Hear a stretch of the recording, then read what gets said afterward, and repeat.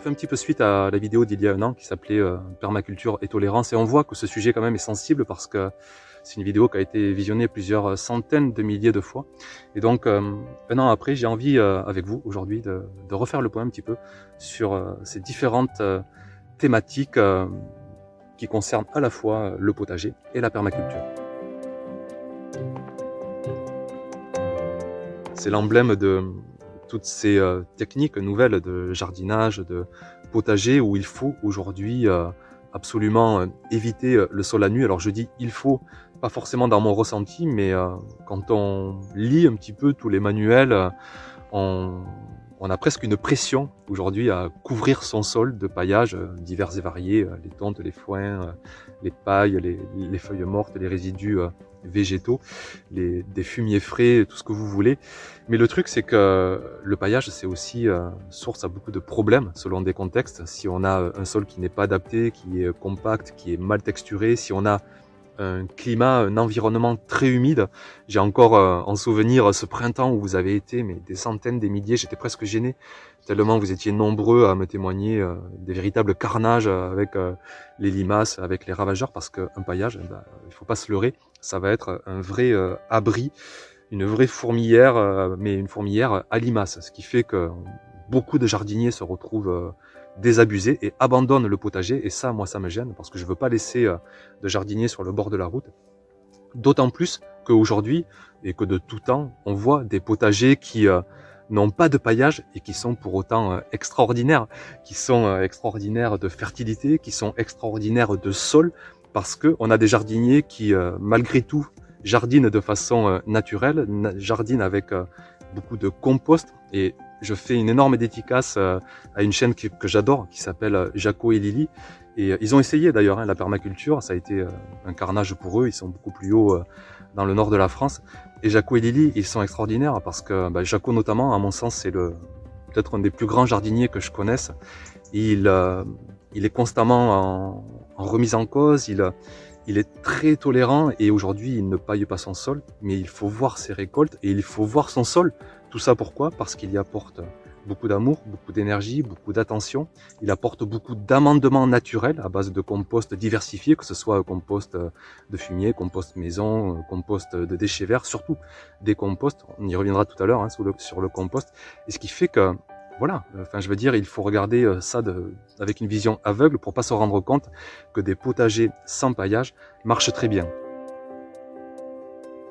Je rajoute aussi que le paillage, c'est quand même quelque chose d'hyper luxueux presque, parce que pour avoir du paillage, il faut un environnement, il faut de la logistique, il faut, moi j'ai une remorque, ou alors il faut dédier une voiture, parce que n'importe qui a transporté une botte de paille sait qu'on en met absolument partout. Et quand vous êtes dans un contexte urbain ou semi-urbain, ou que vous avez juste un bout de terre, pailler son potager, c'est pas si évident que ça. Et c'est beaucoup plus simple de jardiner avec du compost maison, ou en allant chercher un sac de compost de fumier dans le commerce. Et tout marche très bien. Et je trouve que ces pratiques se respectent largement, parce qu'on va largement aussi nourrir son sol, le protéger avec un amendement à base de compost plutôt qu'à base de paillage. Et le sol à nu, là je l'ai à nu sur des semis d'il y a une semaine, je le vois d'ici et ça grouille de tous les côtés et il n'y a aucun problème. Par contre, sans concession, je paillerai l'été prochain, et ce sera non négociable, parce qu'il faudra protéger la vie du sol, optimiser l'arrosage, l'humidité, et dans ce cas-là, je paillerai. Mais vraiment, j'en ai un petit peu marre, ouais, de voir ce gros clivage sur il faut pailler, il faut pailler, il faut pailler tout le temps, quel que soit le sol, quelle que soit la météo, quel que soit le contexte, et il faut presque tirer à bout portant sur des jardiniers qui ne paillent pas, alors qu'ils sont mais tellement méritants, et qui méritent tellement de reconnaissance. Je repense à Jaco, mais je repense à toutes plein de connaissances que j'ai proches dans le village ou éloignées, ou des connaissances via la chaîne, et qui jardinent de façon naturelle et qui sont presque attristés de voir à quel point ils sont jugés de façon négative par cette obligation quelque part de pailler. Alors voilà, je tenais à vous dire ma vision du paillage, elle est beaucoup plus nuancée. Je comprends complètement qu'on remplace ces apports par des composts plus ou moins grossiers, par même des engrais organiques. Et d'ailleurs, on va parler de ces 2 thèmes à venir et on va commencer donc par le compost.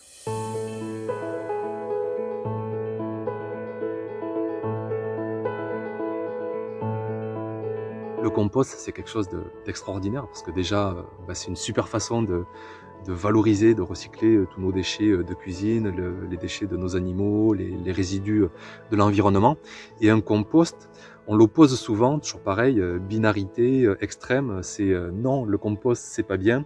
Et oui, il faut faire du compostage de surface, c'est-à-dire qu'il ne faut plus composter en tas, il faut directement balancer nos déchets sur le sol pour nourrir. C'est vrai, tous les organismes du sol, du plus gros jusqu'au plus petit, c'est l'avantage de déposer des matières grossières sur le sol.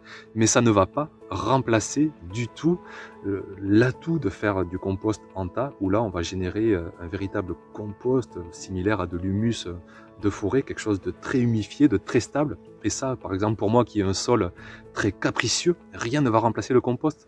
Parce que le compost, ça va être beaucoup plus facilement assimilable par un sol capricieux, ça va le rendre beaucoup plus adulte, beaucoup plus vivant, beaucoup plus fertile.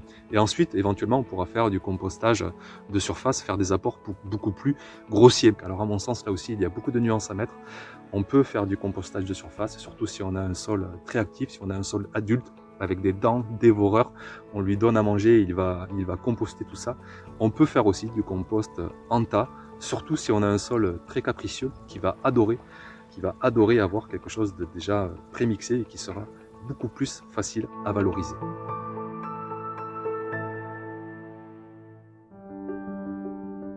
Alors attention, encore un sujet extrêmement sensible. Là aussi, je le touche du doigt à chaque fois que je mets un petit coup de grelinette dans mon sol. Et encore, heureusement, je n'ai pas de motoculteur. Mais alors, le travail du sol est lui aussi sujet à des avis, mais extrêmement tranchés. Et je le vois d'ailleurs sur les forums, par exemple, de permaculture, où tous les automnes, là, beaucoup de jardiniers demandent comment je fais pour démarrer mon potager. Et souvent la même réponse, on se soucie pas du tout du contexte, tu pailles tranquillement, éventuellement tu mets quelques cartons et au printemps prochain, youpla boum, tu verras couscous, texture fabuleuse, tu pourras planter à la folie.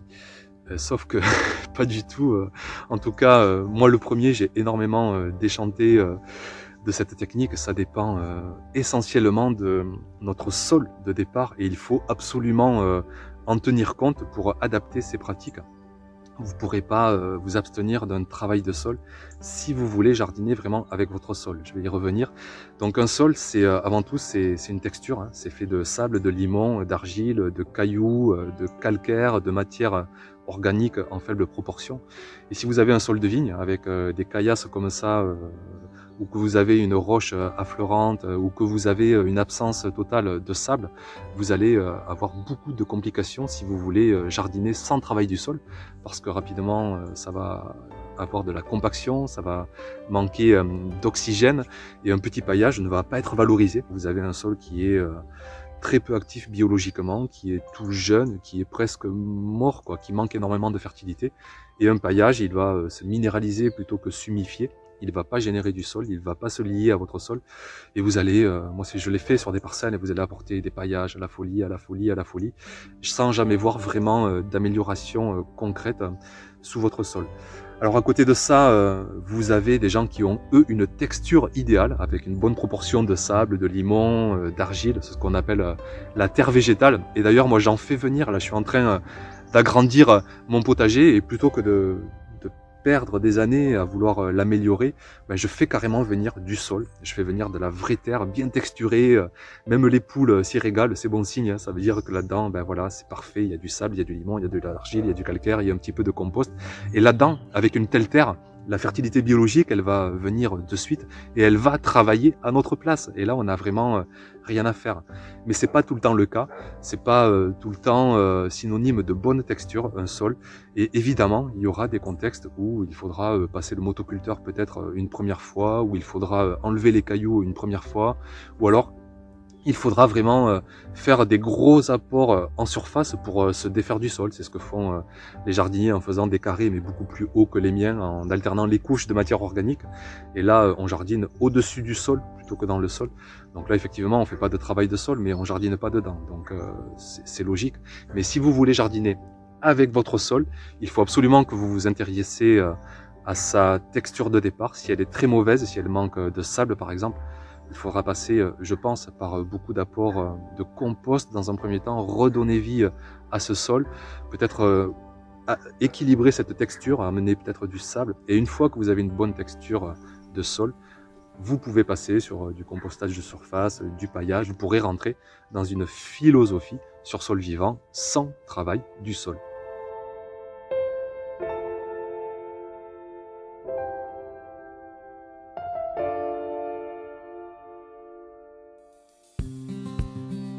Autre thématique qui reflète bien, je trouve, là aussi, ces énormes clivages et beaucoup, j'ai l'impression, de méconnaissance. Ce mot engrais, il faut le dire, aujourd'hui, il est presque interdit, hein, que ce soit en permaculture, même dans le monde du potager naturel, alors que le mot engrais, qu'est-ce que ça veut dire? C'est quelque chose, c'est une matière qui est concentrée en minéraux, qui est concentrée, c'est plus de 7% sur le triptyque azote, phosphore, potassium, ou alors plus de 3% sur un des trois. Par exemple, bien, mon urine, qui est composée à 5% d'azote, eh bien, c'est un engrais naturel. Le sang desséché, qui comprend 14% d'azote, c'est un engrais. Les fientes de poule, les guano, les vinasses de betterave, les tourteaux de ricin, tout ça, ce sont des engrais. L'énorme avantage, c'est quoi? C'est que c'est concentré en minéraux, donc moins de coûts de transport, moins de logistique, pas besoin de remorques, pas besoin d'énergie, pas besoin de muscles. Et là aussi, on ne met pas des jardiniers de côté, ceux qui n'ont pas de logistique, ceux qui n'ont pas d'énergie, ceux qui veulent jardiner tranquillement. On a cette solution des engrais naturels, des engrais organiques, des engrais biologiques. Tous ces engrais, comme ils sont organiques, ça veut dire quoi? Ça veut dire qu'ils contiennent du carbone, ça veut dire qu'ils ont des molécules qui sont quand même assez complexes et que donc on va avoir besoin de notre sol, on va avoir besoin de la vie du sol pour qu'il soit optimisé. C'est pour ça qu'on n'utilise pas trop d'ailleurs ces engrais dans des techniques de plein champ, parce qu'on ne maîtrise pas trop cette faculté du sol à les optimiser.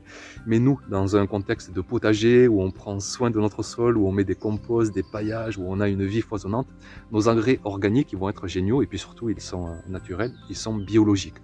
Alors, les engrais, c'est vraiment pas une tare d'en utiliser. Même il m'arrive d'acheter des engrais organiques, complets, que je mets en complément de mes amendements, que ce soit les composts, que ce soit les paillages. Pourquoi? Parce que nos plants de légumes, ce sont des sportifs de haut niveau. Ce sont dans leur première semaine de croissance, mais il faut se rendre compte de la richesse minérale dont ils ont besoin. C'est comme nous, si on devait franchir une montagne, parfois il nous faut une barre de sucre, une barre d'énergie. Eh bien, c'est un peu ce similaire avec les engrais.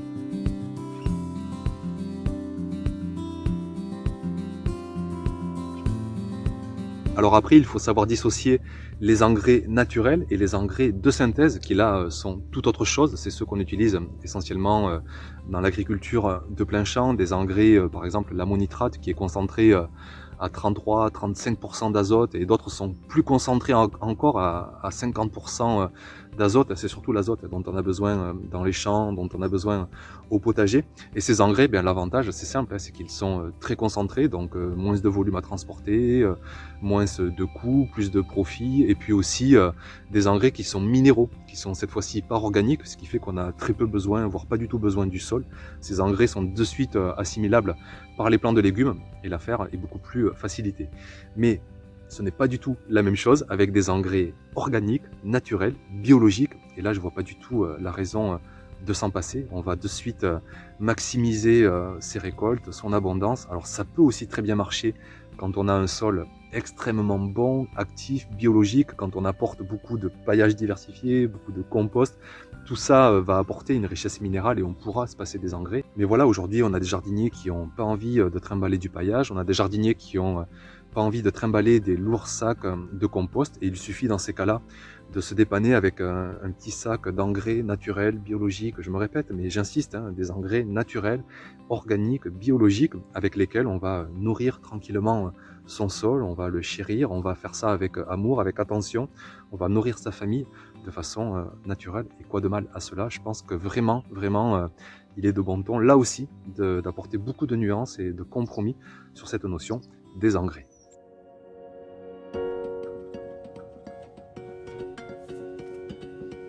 On oppose aujourd'hui les graines F1 non reproductibles et d'un autre côté les graines F1 reproductibles. On oppose aussi bio, pas bio, graines paysannes, graines de gros semenciers. Et forcément, il faut que l'un soit bon et l'autre méchant, il faut que l'un soit tout, l'autre rien. Alors que là aussi, dans ma tête, il y a énormément de compromis, de nuances à tout ça. Les graines F1, c'est vrai, elles ne sont pas reproductibles à l'identique, mais force est de constater qu'aujourd'hui, ce sont elles qui nourrissent la planète parce qu'elles ont quand même un surplus de productivité, elles sont plus résistantes à bon nombre de maladies. Elles sont énormément utilisées par les agriculteurs, par les maraîchers bio aussi, puisque les graines F1 peuvent très bien être bio. Pourquoi tout ça? Parce qu'elles sont hybridées et la nature adore l'hybridation. Ça génère ce qu'on appelle un effet d'hétérosis et on a une graine F1 qui va produire 2 fois plus que le champ d'à côté. Bon, là aussi, ça peut porter à débat, mais quand même, les études montrent que clairement, les graines F1 sont plus productives. Ça génère quoi? Ça génère quand même une réduction des surfaces nécessaires pour produire. Ces surfaces qui sont pas dédiées à l'agriculture, elles peuvent retourner à de la forêt, par exemple. Et c'est ça qui est intéressant avec ce genre de graines, c'est qu'on peut produire plus sur moins d'espace. Pour autant, moi je n'ai jamais, enfin je plante très peu, je sème très peu de graines F1 dans mon potager. Pourquoi? Parce que je cours pas après plus de productivité. Ce sont aussi des légumes qui sont souvent plus standards, plus homogènes, des légumes plus uniformes, qui ont parfois un peu moins de goût aussi. Et c'est pas ça que je recherche dans le potager. Donc je me tourne vers les graines non F1 qui en plus sont reproductibles, même si faire mes semences, c'est pas non plus, on y reviendra, c'est pas ma priorité numéro 1.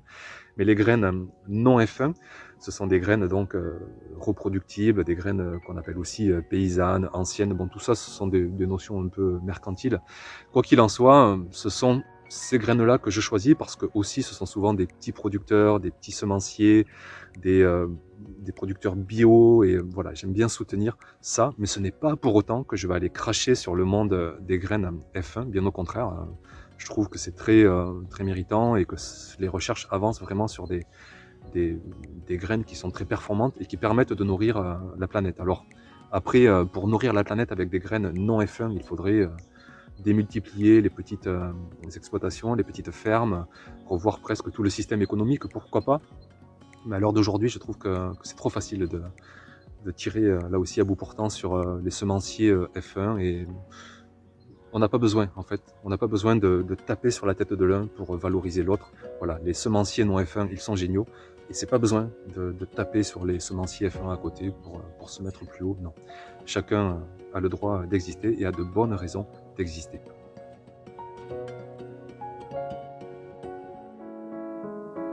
Je finis avec un sujet qui me tient à cœur parce que, étant dans une région très chaude, l'eau et l'arrosage sont vraiment un sujet, oui, qui m'est très sensible. Et là aussi, beaucoup de clivages. Il y a une course au non-arrosage, notamment dans la permaculture. Là aussi, j'ai énormément déchanté. Là aussi, j'ai fait beaucoup d'erreurs. Je me souviendrai toujours des années que j'ai passées dans des jardiniers ouvriers, hein, qu'on appelle. Vous savez, vous avez les jardins les uns à côté des autres. Et j'étais le seul à ne pas arroser. J'étais convaincu qu'avec mon paillage, mon travail du sol, tout allait se transformer en oasis. Et en fait, j'étais le seul à avoir une parcelle complètement désertique. Et les oasis étaient tout autour de moi. Et chez moi, c'était vraiment la catastrophe. Alors là, voilà, ma vision, elle est claire. Hein, c'est que si on donne naissance à un petit plant, si on sème, si on plante, soit il y a l'eau dans le sol. On fait tout pour avoir un bon sol. Hein, on l'amende de compost, on le paille. S'il pleut, tant mieux. Les conditions y seront, mais si de suite, en une semaine, 15 jours, on n'a plus ces conditions, comme une éponge essorée, vous savez, cette humidité-là qui est vraiment, qui est palpable, qui est propice à une abondance de légumes, à une bonne fertilité, de suite, il faut arroser. Alors, ensuite, on me demande, mais quelle fréquence? La réponse, elle est au toucher, en fait. C'est votre sol qui va vous la donner, mais quoi qu'il en soit, l'eau, c'est la vie, l'eau, c'est la première base de fertilité. Et je suis abasourdi quelquefois de voir cette course à celui qui arrosera le moins. Je vois tout le temps des messages, ouais, sans arrosage, ouais, 2 mois sans arrosage, ouais, 1 mois sans arrosage. Ça ne veut absolument rien dire. Déjà, évidemment, tout dépend de votre contexte, sachant que jusqu'à 25 degrés, tout va bien, jusqu'à 28, tout va à peu près bien. Et puis à partir de 30, chaque degré, c'est exponentiel. on s'éloigne des conditions optimales et les besoins sont exponentiels en eau. Alors voilà, en tant que jardinier, on fait tout. On adapte donc paillage ou pas, compost ou pas, travail du sol ou pas. Quoi qu'il en soit, on essaie de générer des conditions les plus propices. En été, c'est quand même, je pense, très favorable de pailler. Mais même avec un paillage, il ne faut pas croire, l'oxygène passe, l'air passe, les besoins d'évapotranspiration, on appelle ça. Hein. Nos légumes ont besoin de transpirer, l'eau de notre sol s'évapore. Donc il faut répondre à la transpiration des légumes, il faut répondre à l'évaporation de l'eau sur le sol. Et pour ça, il n'y a pas de mystère, il faut arroser. Et pour faire le lien avec le thème précédent sur les graines, souvent on me dit oui, mais de pas arroser, on va restreindre les graines à vivre sans arrosage, et puis elles vont transmettre ce patrimoine génétique à la prochaine génération si on garde les graines des plants qu'on a quand même réussi à faire pousser. Alors tout ça, là aussi je vais être clair, moi j'ai aucun dogme, j'ai aucune croyance, j'ai aucune idéologie. Et je me renseigne, je me forme, j'écoute toutes les expériences qu'on me témoigne. Et factuellement, aujourd'hui, on appelle ça l'épigénétique, hein, la science qui touche à ça, à l'hérédité des patrimoines, des graines. L'épigénétique, elle montre très peu que des patrimoines comme ça se transmettent d'une génération à l'autre. Ce qui est factuel, c'est qu'une variété va être plus propice qu'une autre à un environnement. Et c'est ce que font les petits vieux du village. Hein. Ils s'échangent des bonnes variétés et ils vont garder les graines pour maintenir cette variété, pour la préserver d'année après année. Mais ils ne vont pas espérer que cette variété s'adapte plus encore. Ce qu'ils veulent, c'est la préserver. Donc, j'ai envie de dire qu'il est beaucoup plus intéressant de choisir des bonnes variétés selon son contexte, plutôt que d'espérer qu'une variété va s'adapter à son environnement. Ça, c'est en tout cas scientifiquement très peu prouvé. Et de toute mon expérience, moi je sais que j'ai gardé des graines pendant 4-5 ans, même N+5. J'ai jamais vu une amélioration notable.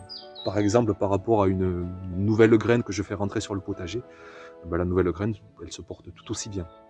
Ce qui se passe aussi souvent, c'est que des jardiniers crient haut et fort, ouais, j'en suis à ma génération, ma 4e génération de graines que je garde, et waouh, c'est fou comme elles se sont adaptées. Alors il faut savoir que souvent, c'est pas les graines en fait qui se sont adaptées, c'est le jardinier qui s'améliore année après année, et puis c'est aussi le sol qui s'améliore année après année, ce qui fait que les graines poussent de mieux en mieux. Mais c'est pas forcément la graine qui va s'adapter, c'est avant tout, je vous répète, un choix variétal. Allez choisir des belles variétés précoces si vous êtes dans un climat froid, des variétés au contraire qui supportent bien la sécheresse si vous êtes dans un climat plus chaud, et conservez-les si vous voyez qu'elles marchent bien dans votre potager. Quoi qu'il en soit, cette vidéo, elle est là pour ouvrir le débat, pour ouvrir un terrain d'expression vraiment. Dites sous la vidéo ce que vous pensez par rapport à la permaculture, par rapport au potager, par rapport au thème que j'ai évoqué dans cette vidéo. Vraiment, n'hésitez pas à raconter vos cheminements, vos quêtes d'expérience au potager, vos cheminements de vie, quoi, vraiment, parce que souvent, dans nos potagers, on va chercher quelque chose de fort. Moi, je sais que j'ai vécu beaucoup de choses géniales avec une approche de permaculture. J'ai aussi eu beaucoup de désillusions. Et aujourd'hui, vraiment, je me régale dans un compromis de potager et de permaculture. Voilà pour cette vidéo. Et puis, je vous dis à très vite, bien sûr, pour la suite des aventures au potager. Ciao, ciao!